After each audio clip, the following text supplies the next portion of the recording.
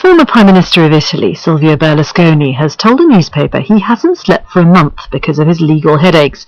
Last month he was convicted of paying for sex with a minor. Tomorrow he's due to hear whether his conviction for tax fraud will be upheld. The media billionaire is accused of inflating the price paid for television rights, using offshore companies under his control and skimming off part of that money to create illegal slush funds. The verdict could destabilise the government of Prime Minister Enrico Letta, which is in coalition with Mr Berlusconi's People of Freedom Party, as Alan Johnston now reports from Rome. The building in front of me here on the banks of the Tiber could hardly be more imposing. Italy's final court of appeal is a colossal structure, all pillars and arches and statues. And from behind those thick walls, this momentous judgment will soon emerge. But even if Silvio Berlusconi is declared guilty of tax evasion, nobody believes he'll actually go to prison. Community service is perhaps more likely. And if he was barred from holding public office, outraged supporters would scream that he'd been the victim of a politically biased judiciary.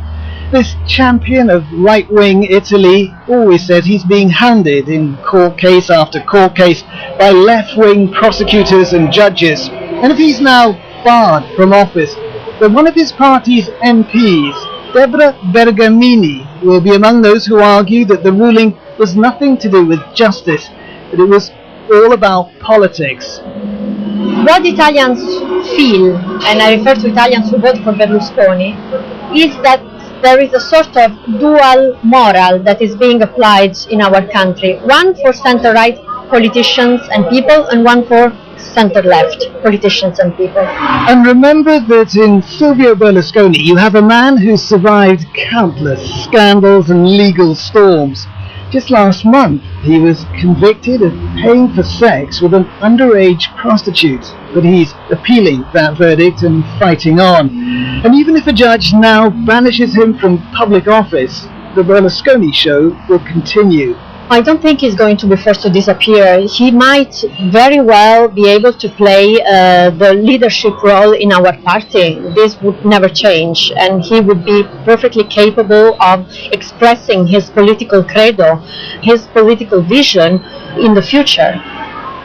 If Silvio Berlusconi were found guilty, he could pull his party out of the coalition government, provoke an election, ask voters who runs Italy, elected politicians or judges.